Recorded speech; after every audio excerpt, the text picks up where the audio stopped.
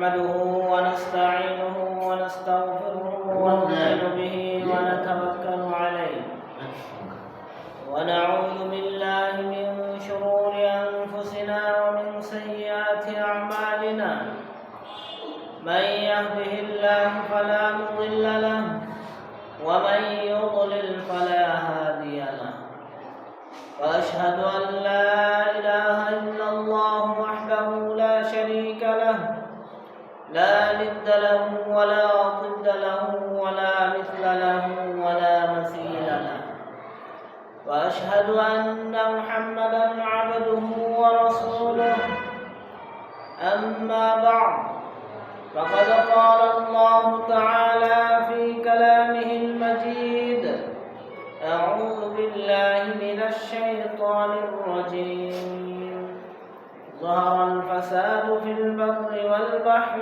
بما كسبت أيدي الناس ليذيقهم بعض الذي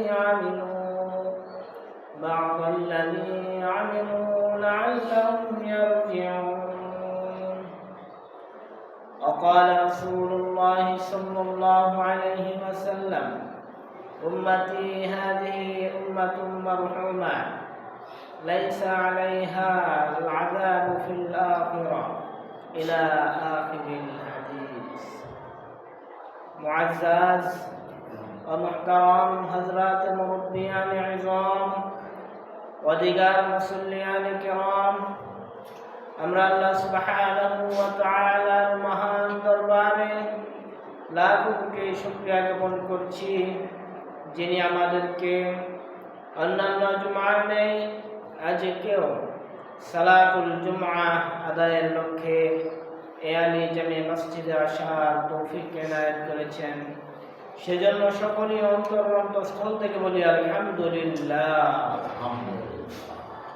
অসংখ্য অগণিত দরুদ ও সালাম বর্ষিত হোক মানবতার মুক্তির দূত সর্বকালের সর্বশ্রেষ্ঠ মহামানব সাইয়্যিদুল মুরসালিন খাতামুন নবিয়্যিন মুহাম্মদ আরবি সাল্লাল্লাহু আলাইহি ওয়াসাল্লাম। সবাই বলুন আল্লাহুম্মা সাল্লি আলাইহি আল্লাহুম্মা বারিক আলাইহি। প্রিয় উপস্থিতি, আজকে আমাদের সালাতুল জুমআর খুতবার বিষয় হচ্ছে ইসলামের আলোকে ভূমিকম্প ও আমাদের করণীয়। ইসলামের আলোকে ভূমিকম্প ও আমাদের করণীয় শীর্ষক আলোচনায় আজকে অত্যন্ত গুরুত্বপূর্ণ ও দলিল ভিত্তিক আলোচনা পেশ করার প্রয়াস চালাবো ইনশাআল্লাহ। ওমা তাওফীকি ইল্লা বিল্লাহ আলাইহি তাওয়াক্কালতু ওয়া ইলাইহি উনীব। প্রিয় উপস্থিতি, বিষয়টি শুনেই আমরা বুঝতে পেরেছি বর্তমান সময়ে বিষয়টি নিয়ে আলোচনা এবং এ বিষয়ে সম্পর্কে কোরআন হাদিসের দৃষ্টিভঙ্গি কি, এ বিষয়ে জানা থাকা আমাদের কতটুকু প্রয়োজন। প্রিয় উপস্থিতি, ভূমিকম্প বর্তমানে একটি মারাত্মক আকার ধারণ করেছে। প্রায় দেখা যাচ্ছে পৃথিবীর বিভিন্ন স্থানে ভূমিকম্প হচ্ছে। তো ভূমিকম্প হলে ভূমিকম্প সম্পর্কে কোরআন হাদিস কি বলে এ বিষয়ে আমাদের জানা খুবই প্রয়োজন। তো ভূমিকম্প হলে আমাদের করণীয় কি, সেই করণীয় সম্পর্কে এবং এক্ষেত্রে কি দিক নির্দেশনা এসেছে সেই দিক নির্দেশনাগুলো আমাদের ফলো করা, সেই দিক নির্দেশনাগুলো আমাদের জানা থাকা অত্যন্ত প্রয়োজন। তো দেখেন, ভূমিকম্প হচ্ছে জমিনে বা পৃথিবীতে যে শিলা রয়েছে, জমাট শিলা, সেই শিলার অবস্থানটা যখন এরকম হয় যে একবারে বাষ্প হয়ে যায়, তখন এই জমিনে, এই পৃথিবীতে তখন একটা আঘাত আসে। আঘাতের ফলে দেখা যায় এই পৃথিবী কম্পন সৃষ্টি হয়। পৃথিবীর কোনো কোনো জায়গাতে যে স্থানটিতে সেই আঘাত আসে সেই স্থানটিতে ভূমিকম্প শুরু হয়, কম্পন শুরু হয়। তো সেটাই হচ্ছে মূলত ভূমিকম্প। তো এখন ভূমিকম্প হওয়ার কারণে অনেক ধরনের ক্ষতির সাধন হয়। ভূমিকম্পের ফলে কোনো কোনো স্থানে দেখা যায় ঘরবাড়ি ভেঙে যায়, কোনো কোনো স্থানে ফাটল ধরে যায়, রাস্তা পর্যন্ত ফেটে যায়, কোনো কোনো স্থানে সুনামির সৃষ্টি হয়, কোনো কোনো স্থানে জলীয় বাষ্প তৈরি হয়, কোনো কোনো স্থানে আরও মারাত্মক ধরনের ঝুঁকির সম্ভাবনা থাকে। আবার অনেক ক্ষেত্রে মানুষেরও অনেক ক্ষয়ক্ষতি হয়। মোট কথা হচ্ছে ভূমিকম্প হলে বিভিন্ন ধরনের ক্ষতির সম্মুখীন হওয়া লাগে। এই পৃথিবীবাসীর বিভিন্ন ধরনের ক্ষতির সম্মুখীন হওয়া লাগে। এখন ভূমিকম্পটা কি জন্য হয় এই বিষয়টা আমাদের একটু জানা দরকার। যদিও বর্তমান পৃথিবীর বিভিন্ন মানুষ বিভিন্ন ধরনের কথা বলে থাকে, তারা তাদের যৌক্তিক কথা বলে থাকে, কিন্তু কোরআন হাদিসের দৃষ্টিতে ভূমিকম্প কি জন্য হয়ে থাকে এবং এর কারণ যদি আমরা উদ্ঘাটন করি তাহলে অতি সহজেই আমরা এর করণীয় সম্পর্কেও জানতে পারব। তো আসুন ভূমিকম্প কী জন্য হয় সে বিষয়টা আমরা একটু জেনে নিই। দেখেন, ভূমিকম্প হওয়ার অনেকগুলো কারণ থাকতে পারে। তোর মধ্যে একটা কারণ হচ্ছে, অন্যতম একটা কারণ হচ্ছে মানুষ যখন পাপাচারে লিপ্ত হয়ে যায়, মানুষের পাপ যখন বৃদ্ধি পায়, মানুষ যখন অত্যাধিক হারে গুনার সাথে জড়িত হয়ে যায়, মানুষ যখন ব্যাপক হারে পাপাচারে লিপ্ত হয়, তখন আল্লাহ সুবহানাহু ওয়া তাআলা এই পাপের শাস্তি স্বরূপ এই পৃথিবীতে, এই দুনিয়াতে সাময়িক একটু শাস্তি দিয়ে থাকে। তো এর মধ্যে একটি হচ্ছে ভূমিকম্প। তো দেখেন, এক্ষেত্রে আল্লাহ সুবহানাহু ওয়া তাআলা সূরাতুর রুমের 41 নম্বর আয়াতে স্পষ্ট আকারে বর্ণনা করে দিয়েছেন। আল্লাহ সুবহানাহু ওয়া তাআলা বলেন, যাহারাল ফাসাদু ফিল বাররি ওয়াল বাহরি বিমা কাসাবাত আইদিন নাস। জমিনে এবং জলে স্থলে সবখানে ফাসাদ বা বিপর্যয় তৈরি হয়ে পড়েছে এজন্য যে আল্লাহ সুবহানাহু ওয়া তাআলা বলেন বিমা কাসাবাত আইদিন নাস, যেহেতু মানুষের হাতের কামাই, অর্থাৎ মানুষের হাতের কামাইয়ের কারণে জলে এবং স্থলে বিপর্যয় তৈরি হয়েছে। তার মানে কখনো কখনো আল্লাহ সুবহানাহু ওয়া তাআলা এই পৃথিবীতে আযাব দিয়ে থাকেন, বিভিন্ন সময় বিভিন্ন গজব নাযিল করে থাকেন সাময়িকভাবে। ব্যাপক আকারে এই উম্মতের উপর গজব নাযিল হয় না, হবে না, কারণ আল্লাহ রাসূল সাল্লাল্লাহু আলাইহি ওয়াসাল্লাম দোয়া করেছেন একেবারে সমূলে পুরো জাতি ধ্বংস করে ফেলবে।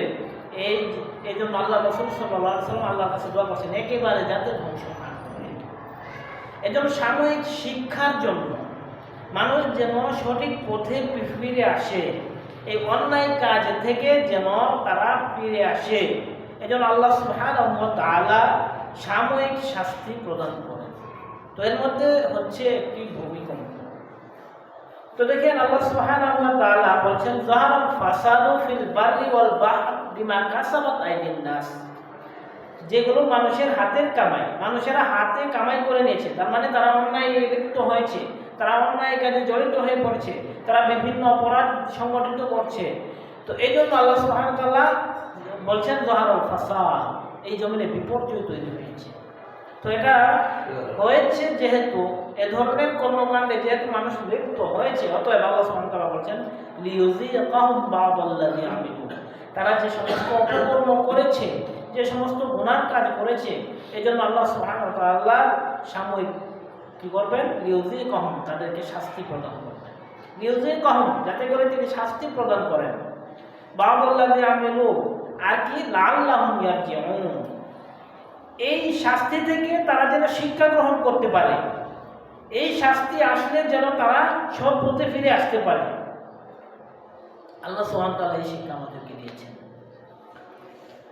কিন্তু দুঃখজনক বিষয় হলো আজকে আমাদের সমাজে যদি ভূমিকম্প হয়, আমাদের দেশে যদি ভূমিকম্প হয়, এই ভূমিকম্পটাকে আমরা হেলায় খেলায় তুচ্ছ মনে করি, এই বিষয়টাকে কিছুই মনে করি না, যার কারণে আজকে দেখা যাচ্ছে এত ভূমিকম্প হওয়ার পরেও আমাদের মাঝে গুনার প্রবণতা আরো বৃদ্ধি পাচ্ছে, বরং আরো বিভিন্ন মজা ঠাট্টা তামাশা করি ভূমিকম্পকে নিয়ে, গল্প গুজবে লিপ্ত হয়, ভূমিকম্প নিয়ে বিভিন্ন কথাবার্তা বলি, কিন্তু এর থেকে শিক্ষা গ্রহণ করি না।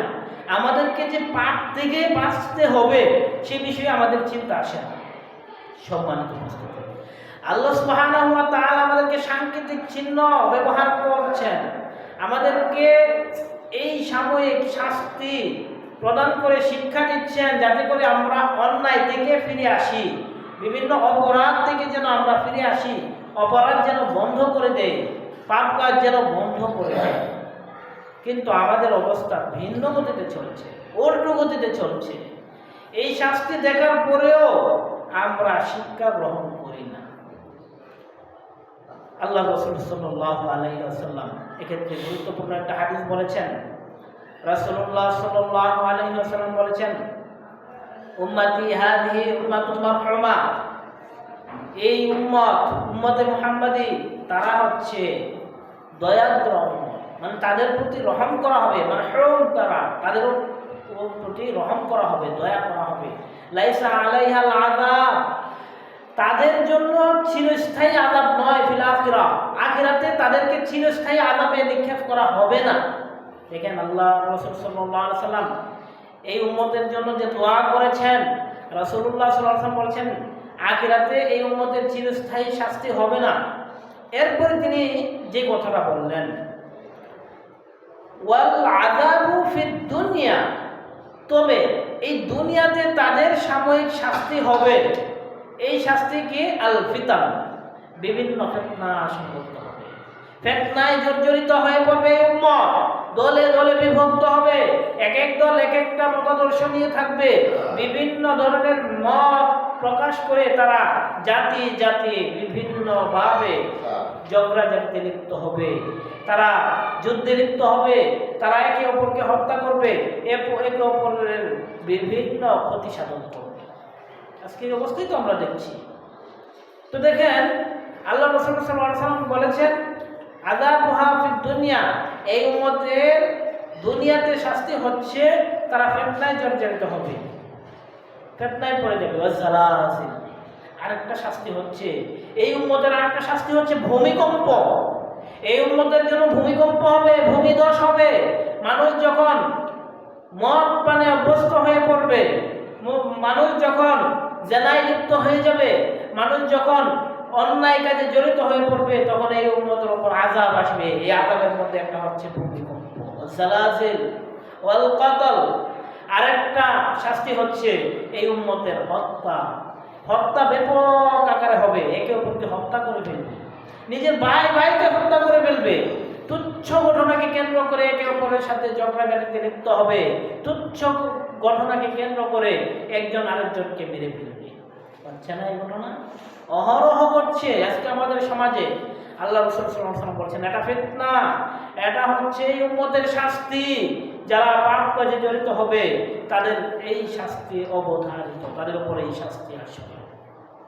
প্রিয় উপস্থিতি, তো আমরা ভূমিকম্প সম্পর্কে, ভূমিকম্প হলে আমাদের এক নাম্বার যে পয়েন্ট আমরা কি জন্য জানতে পেরেছি, যে আল্লাহ সুবহানাহু ওয়া তাআলা এই উম্মত যখন পাপাচারে লিপ্ত হয়ে পড়ে, পাপ থেকে মুক্তির জন্য এবং পাপ থেকে যেন ফিরে আসে, লাআল্লাহুম ইয়ারজিউন, যাতে করে তারা ফিরে আসে, এজন্য আল্লাহ সুবহানাহু ওয়া তাআলা ভূমিকম্প দিয়ে থাকেন।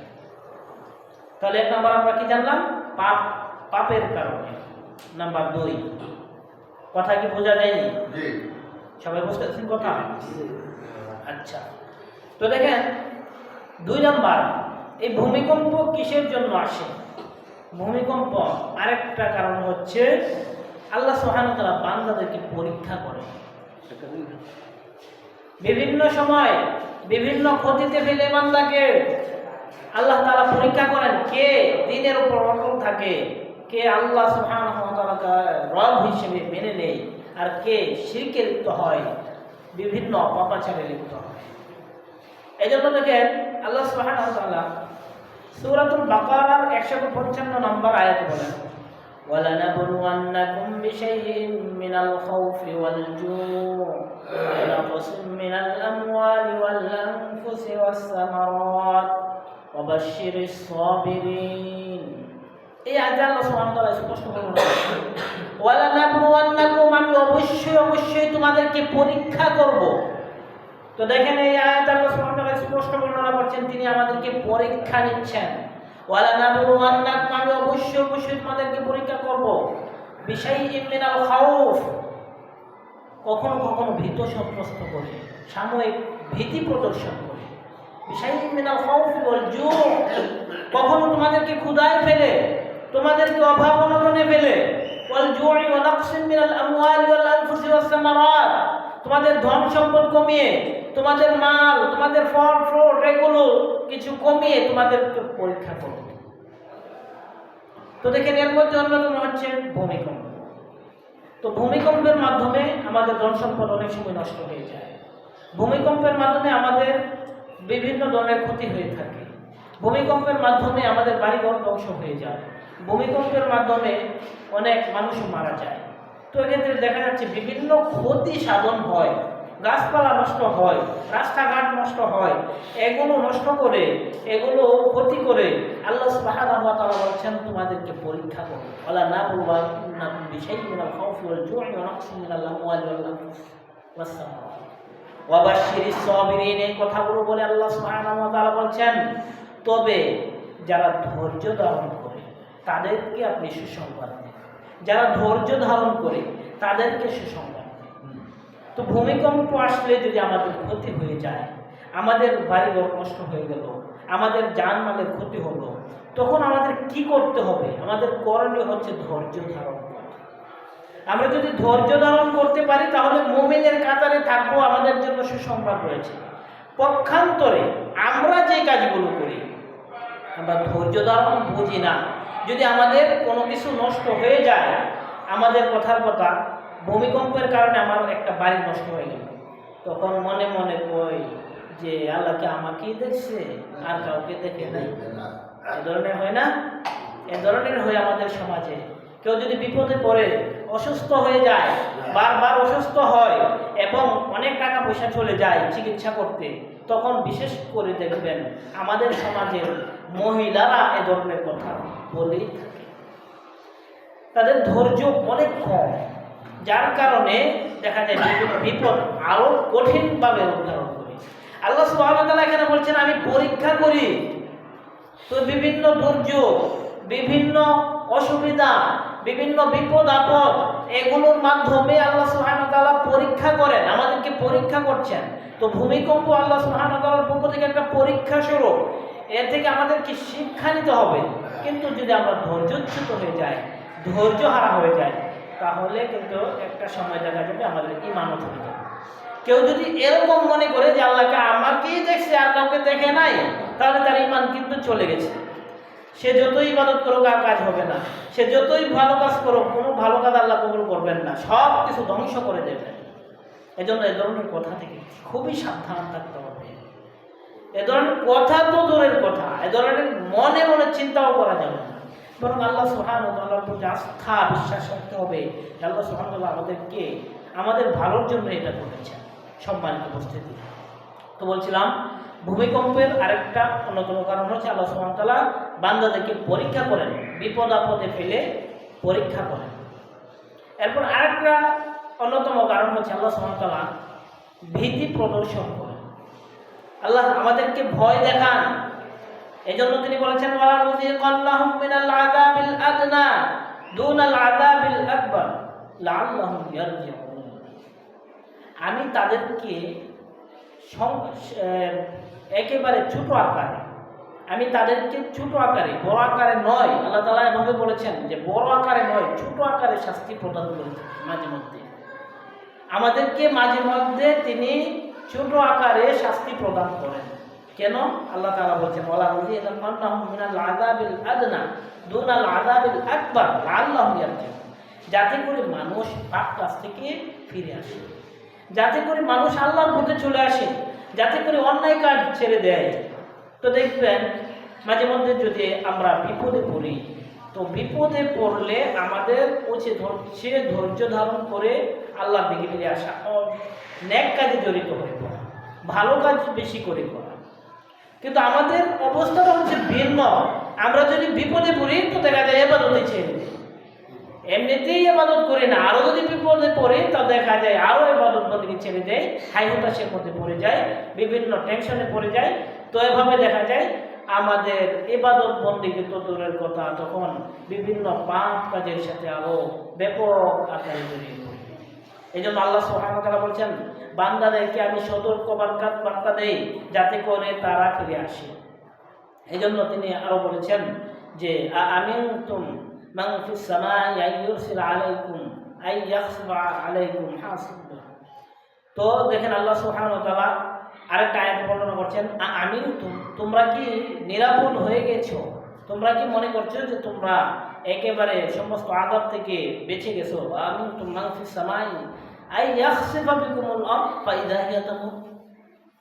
তো এখানে দেখেন আল্লাহ সুবহানাহু ওয়া তাআলা বলছেন যে জমিনকে যে আমি ধসিয়ে দেব না, জমিনকে যে ধসিয়ে দেব না, আর একটা কম্পন তৈরি হবে, ভূমিকম্প তৈরি হবে জমিনের মধ্যে, এই অবস্থা থেকে কি তোমরা নিরাপদ পেয়ে গেছো? তার মানে আমাদেরকে তিনি সতর্ক করছেন, হে মানুষেরা তোমরা নিরাপদ ভেবো না, কোন সময় ভূমিকম্প এসে যায়, কোন সময় বিপদ তোমার দুয়ারে এসে যায় তুমি বলতে পারো না। এই জন্য খুবই সতর্ক থাকা আমাদের প্রয়োজন, আমাদেরকে সতর্ক থাকতে হবে সম্মানিত উপস্থিতি। তো বলছিলাম আল্লাহ সুবহানাহু ওয়া তাআলা ভূমিকম্প বিভিন্ন কারণে দিয়ে থাকেন, এর মধ্যে শাস্তি স্বরূপ, তারপর বান্দাদেরকে পরীক্ষার জন্য, সতর্ক করার জন্য, এই যে বিভিন্ন কারণে আল্লাহ সুবহানাহু ওয়া তাআলা ভূমিকম্প দিয়ে থাকে। তো এখন যদি ভূমিকম্প হয়, মাঝে মধ্যে দেখা যায় যে ভূমিকম্প শুরু হয়েছে, এখন আমাদের করণীয় ভূমিকম্প হলে আমরা কি করব? দেখেন এই সম্পর্কে আল্লাহ সুবহানাহু ওয়া তাআলা আমাদেরকে দিক নির্দেশনা দিয়েছেন। প্রথমত, যদি ভূমিকম্প শুরু হয়ে যায় তখন আমাদের করণীয় হচ্ছে আল্লাহ সুবহানাহু ওয়া তাআলা যে কথা আমাদেরকে বর্ণনা করে দিয়েছেন, কোনো বিপদে পড়লে, কোনো সমস্যায় পড়লে, ভূমিকম্প এসে গেলে আতঙ্কিত না হওয়ার জন্য, আতঙ্কিত না হয়ে আল্লাহর নিকট তওবা ইস্তেগফার করার জন্য। আল্লাহর নিকট কি করার জন্য? তওবা ইস্তেগফার। কারণ পাপের কারণে কিন্তু এই শাস্তি আসে, অতএব পাপ থেকে আল্লাহর কাছে মুক্তি চাইতে হবে। পাপ থেকে যদি মুক্তি চাওয়া হয়, আল্লাহর নিকট যদি প্রকৃতপক্ষে কেউ তওবা করে, তাহলে তার তওবা আল্লাহ কবুল করেন, তার ডাকে সাড়া দেন। যেমন আমরা ইউনূস আলাইহিস সালামের জাতির কথা শুনেছিলাম। ইউনূস আলাইহিস সালামের ঘটনা যখন বলেছিলাম, তখন আমরা দেখতে পেরেছি, শুনতে পেরেছি যে ইউনূস আলাইহিস সালামের সম্প্রদায় কিন্তু পাপের সাথে জড়িত ছিল, পাপ কাজে জড়িত ছিল।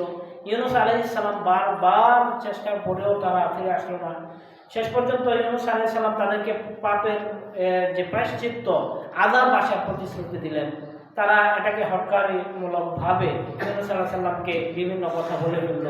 শেষ পর্যন্ত ইউনূস আলাইহিস সালাম আল্লাহর অনুমতি ছাড়াই তিনি এলাকা ছেড়ে গেলেন। এদিক দিয়ে আযাবের কথা যে বলছিলেন, আযাব কিন্তু এসে পড়েছিল। এমত অবস্থায় তার জাতি করলো কি, একেবারে কায়মনোবাক্যে আল্লাহর নিকট সব তাদের সন্তান সন্ততি সহ সবগুলোকে মাঠে নিয়ে আল্লাহর কাছে তওবা, কান্নাকাটি, ইস্তেগফার শুরু করে দিল। এই তওবা ইস্তেগফার করার কারণে আল্লাহ সুবহানাহু ওয়া তাআলা তাদের যত পাপ রয়েছে সেই পাপ মোচন করে তাদের উপর যে আযাব এসে পড়েছিল সেই আযাবকে দূর করে দিলেন। সুবহানাল্লাহ। তো প্রকৃতপক্ষে যে জাতি বা যারা আল্লাহর নিকট তওবা করে, ইস্তেগফার করে, আল্লাহ সুবহানাহু ওয়া তাআলা একদিকে গুনাহগুলো তো ক্ষমা করেনি, অপর দিকে বিভিন্ন আযাব গজব যদি এসে থাকে সেই আযাব গজবও দূর করে দেবেন। সুবহানাল্লাহ। এই জন্য আমাদের সর্বপ্রথম কাজ হচ্ছে বেশি করে তওবা ইস্তেগফার করা। এই জন্য আল্লাহ সুবহানাহু ওয়া তাআলা বলছেন, ওয়ামা কানাল্লাহু লিউআযিবাহুম ওয়া আনতা ফীহিম ওয়ামা কানাল্লাহু লিউআযিবাহুম ওয়া হুম ইস্তাগফিরুন। আল্লাহ সুবহানাহু ওয়া তাআলা আল্লাহ রাসূল সাল্লাল্লাহু আলাইহি ওয়াসাল্লামকে লক্ষ্য করে বলেন, হে নবী, আপনি যেখানে থাকবেন ওইখানে বা ওই জাতিকে আমি সমূলে ধ্বংস করব না। অর্থাৎ আল্লাহ রাসূল সাল্লাল্লাহু আলাইহি ওয়াসাল্লাম যেখানে থাকবেন ওই জাতিকে ধ্বংস করবেন না। পাশাপাশি আল্লাহ সুবহানাহু ওয়া তাআলা আরেকটা কথা বলছেন, যেই জাতি তওবা ইস্তেগফার করবে, অহুম ইয়াস্তাগফিরুন, তওবা ইস্তেগফার করবে, তাদেরকেও আমি ধ্বংস করব না। সুবহানাল্লাহ। এজন্য যদি ভূমিকম্প সহ যত ধরনের যে ধরনেরই আযাব গজব আসুক না কেন, সেই আযাব গজব যদি আল্লাহ না করুক এসে যায়, আসার মুহূর্তে আমাদের যে করণীয় সেটা হচ্ছে তওবা ইস্তেগফারে লিপ্ত হয়ে পড়া। তওবা ইস্তেগফার করলে আল্লাহ তাআলা সেই আযাব দূর করে। তো যদি আমরা বিপদের সম্মুখীন হই, তাহলে আমাদের 1 নাম্বার করণীয় হচ্ছে তওবা ইস্তেগফার করা, আতঙ্কিত না হওয়া। আর আমাদের অবস্থাটা হচ্ছে আমরা আতঙ্কিত হয়ে পড়ি। কিরকম আতঙ্কিত হয়ে পড়ি, যেন দেখেন আমাদের এই যে ভূমিকম্পের সময় যে ঘটনা ঘটলো, নিজের ছেলেকে রেখে দৌড় মেরে বাবা পালালো। খেয়াল করছেন, নিজের ছেলেকে রেখে বাবা পালানো শুরু করেছে। এই হচ্ছে আমাদের আতঙ্ক, আমাদের আতঙ্ক। এই দুনিয়াতে এই অবস্থা, যখন কাল কিয়ামতের মাঠ কায়েম হবে তখন আমাদের কি পরিস্থিতি হবে, তখন কি অবস্থা হবে, একটু চিন্তা করেছি কি আমি আপনি? আমাদেরকে চিন্তা করতে হবে কাল কিয়ামতের ময়দানের কথা, তখন এর পরিস্থিতি কি দাঁড়াবে। এজন্য আমাদের উচিত হচ্ছে আতঙ্কিত না হয়ে আল্লাহর কাছে তওবা ইস্তেগফার করা। তওবা ইস্তেগফার করলে আল্লাহ বিপদ দূর করে দেবেন। তওবা ইস্তেগফার করা আমাদের প্রথম দায়িত্ব। দ্বিতীয় নম্বর দায়িত্ব হচ্ছে আমাদেরকে সবর করা, ধৈর্য ধারণ করা। বিপদ আসতেই পারে, সাময়িক বিপদ আসবে। তো বিপদে পড়ে মানুষ যদি ধৈর্য ধারণ করে, ধৈর্য ধারণের ফলে আল্লাহ সুবহানাহু ওয়া তাআলা বিপদ দূর করে দেন। অনেক সময় দেখা যায় বিপদ আসতেছে, বারবার আসতেছে, যদি আমরা হাই হতাশ করি অথবা ধৈর্যচ্যুত হয়ে পড়ি, যদি ধৈর্য হারা হয়ে যায়, তো বিপদ দেখবেন কখনো দূর হবে না। বিপদ আরও আসবেই, আসতেই থাকবে, একটার পর একটা আসতে থাকবে। পক্ষান্তরে যদি আমাদের ধৈর্য থাকে, ধৈর্য থাকার ফলে আল্লাহ সুবহানাহু ওয়া তাআলা ধৈর্যের গুণের কারণে বিপদ, সামনের যে বিপদ সেটা কাটিয়ে দেবেন, সেই বিপদ দূর করে দেবেন। এরপরে দেখেন, যদি কখনো বিপদ আসে, ভূমিকম্প হয়, তখন আমাদের আরেকটি করণীয় হচ্ছে সালাতে নিমগ্ন হয়ে যাওয়া, নামাজে দাঁড়িয়ে যাওয়া। আল্লাহ রাসূল সাল্লাল্লাহু আলাইহি ওয়াসাল্লাম যখনই কোনো বিপদের সম্মুখীন হতেন বা কোনো আযাব গজবের প্রত্যক্ষ করতেন, যেমন ধরেন চন্দ্রগ্রহণ, সূর্যগ্রহণ, চন্দ্রগ্রহণ, সূর্যগ্রহণ, এগুলো সাংকেতিক চিহ্ন মানুষের জন্য, এগুলো থেকে শিক্ষা নেওয়া উচিত। যদি চন্দ্রগ্রহণ শুরু হয়ে যায়, সূর্যগ্রহণ শুরু হয়ে যায়, তখন আমরা দল বেঁধে বিভিন্ন রং তামাশায় ব্যস্ত হয়ে পড়ি। কিন্তু বিষয়টি কিন্তু এমন নয়। এখান থেকে আমাদেরকে সতর্ক হতে হবে। আল্লাহ সুবহানাহু ওয়া তাআলা আমাদেরকে সতর্ক করার জন্য এই অবস্থা তৈরি করেন। চন্দ্রগ্রহণ লাগলে, সূর্যগ্রহণ লাগলে আল্লাহ রাসূল সাল্লাল্লাহু আলাইহি ওয়াসাল্লাম সাথে সাথে সালাতে দাঁড়িয়ে যেতেন, নামাজে দাঁড়িয়ে যেতেন, আল্লাহর কাছে কান্নাকাটি করতেন। তো আমাদেরকেও সেভাবে কান্নাকাটি, সেভাবে সালাতে দাঁড়িয়ে যেতে হবে। যদি আমরা সালাতে দাঁড়াই, আল্লাহর কাছে কান্নাকাটি করি, তাহলে আমাদের উপর যদি আযাব এসেও যায়, সেই আযাবটা আল্লাহ সুবহানাহু ওয়া তাআলা দূর করে দেবেন। এরপরে ধরেন এই ভূমিকম্প একটা প্রাকৃতিক দুর্যোগ, আল্লাহ সুবহানাহু ওয়া তাআলা বিভিন্ন সময় দিয়ে থাকেন। তো দেখেন, এটা থেকে নিরাপত্তার যে ব্যবস্থাপনা, ভালো স্থানে অবস্থান করা, আশ্রয়, মানে আল্লাহ সুবহানাহু ওয়া তাআলা আমাদেরকে দুনিয়াতে প্রেরণ করেছেন দুনিয়াতে থাকার জন্য, দুনিয়াতে অল্প কিছুদিন বসবাসের জন্য। তার মানে যতদিন হায়াত আছে ততদিন দুনিয়াতে সুন্দরভাবে থাকার জন্য। তো এই দুনিয়াতে বসবাসের ক্ষেত্রে আমাদেরকে বিভিন্ন আসবাব গ্রহণ করতে হয়, বিভিন্ন আসবাবের সম্মুখীন আমরা হই, এগুলো আমাদের লাগে, এগুলো ছাড়া আমরা চলতে পারি না। যেমন ধরেন আমাদের পোশাক, এখন পোশাক ছাড়া আমরা চলতে পারবো না। আমাদের খাদ্য না খেয়ে আমরা থাকতে পারবো না। তো এরকমভাবে অনেক আসবাবের প্রয়োজন হয়। তো যেহেতু প্রয়োজন হয়, এগুলো আমাদের জোগাড় করতে হয়। তো ঠিক তদ্রূপভাবে সাময়িক যদি আমাদের উপর আযাব গজব আসে, কোনো বিপদ আসে, তো বিপদ থেকে বাঁচার জন্য যে মাধ্যম, সেই মাধ্যম গ্রহণ করাও সুন্নাহ, সেই মাধ্যম গ্রহণ করাটাই যুক্তিসঙ্গত। এখন যদি আমি বিপদে নিজে গিয়ে পড়ে যাই, তাহলে এটা আল্লাহর কোনো দোষ নেই। আমি নিজেকে বিপদে ফেলবো কেন? নিজে যতটুকু সেফটি থাকা দরকার, নিজে যতটুকু বেঁচে থাকা দরকার, ততটুকু নিজেকে নিয়ন্ত্রণে রাখতে হবে। ধরেন ভূমিকম্প এসে গেল, এখন দেখছেন আপনি ভূমিকম্পের কারণে একটা জায়গাতে মারাত্মক ধরনের ক্ষতি হলো, তো আপনি দৌড়ে ওই জায়গাতে গেলেন, তার মানে ওইখানে গেলে দেখছেন ওইখানে একটা বিপদ বড় ধরনের ঘটতে পারে, তো আপনি আবার গেলেন ওইখানে, তার মানে নিজেকে নিজে ক্ষতিগ্রস্তের মধ্যে ফেলছেন। পক্ষান্তরে আশ্রয়স্থল গ্রহণ করা, নিরাপদ একটা স্থান গ্রহণ করা, যেখানে বিপদ থেকে বাঁচা যায় সেই স্থান বেছে নেওয়া, এটা আমাদের একটা আসবাব গ্রহণ করার মতো। এই পৃথিবীতে বাঁচতে গেলে বিভিন্ন আসবাব যেমন আমাদের গ্রহণ করতে হয়, তো বিপদের সময় বিপদ থেকে বাঁচার জন্য একটা সুন্দর ব্যবস্থাপনা তৈরি করে নেওয়া, একটা ভালো স্থান তৈরি করে নেওয়া, এটাও আমাদের দায়িত্ব।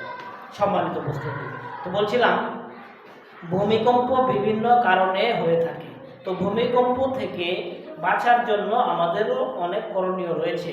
তো তোর মধ্যে আমরা কয়েকটি করণীয় সম্পর্কে জানলাম, যেমন তওবা ইস্তেগফার করা, সবর করা, ধৈর্য ধারণ করা, আল্লাহর নিকট কান্নাকাটি করে মাপ চাওয়া, এরপরে ধরেন সালাতে নিমগ্ন হয়ে যাওয়া, বেশি বেশি সালাত আদায় করা, নামাজ পড়া, এরপরে আবার ভালো একটা আশ্রয়স্থল খুঁজে নেওয়া, এই কাজগুলো আমাদের দায়িত্ব, কর্তব্য।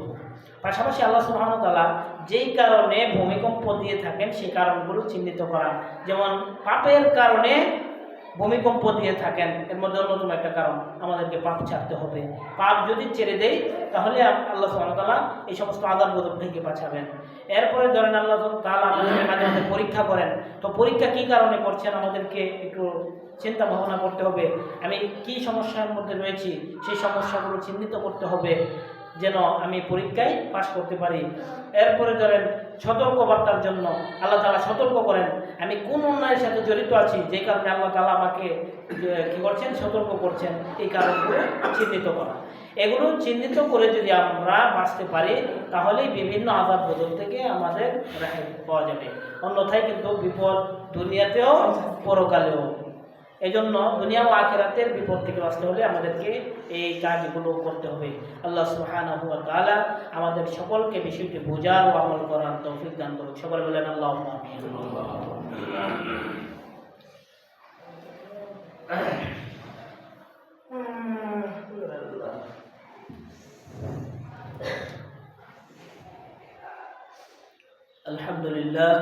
الحمد لله نحمده ونستعينه ونستغفره ونؤمن به ونتوكل عليه ونعوذ بالله من شرور أنفسنا ومن سيئات أعمالنا، من يهده الله فلا مضل له ومن يضلل فلا هادي له، وأشهد أن لا إله إلا الله وحده لا شريك له، لا ند له ولا ضد له ولا مثل له ولا مثيل له، وأشهد أن محمدا عبده ورسوله.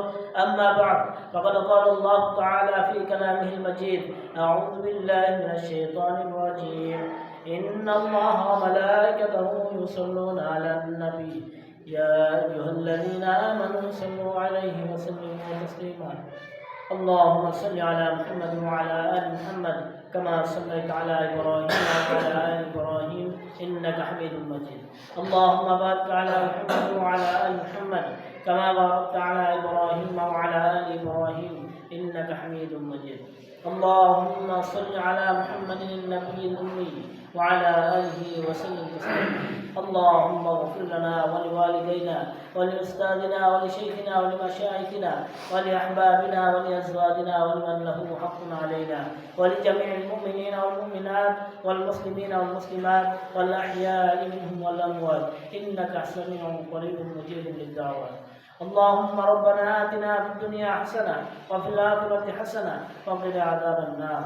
ربنا لا تزغ قلوبنا بعد إذ هديتنا وهب لنا من لدنك رحمة إنك أنت الوهاب. رب ارحمهما كما ربياني صغيرا. وصلى الله على نبينا محمد وعلى آله وصحبه أجمعين. أقول قولي هذا أستغفر الله لي ولكم ولسائر المسلمين فاستغفروه إنه هو الغفور الرحيم.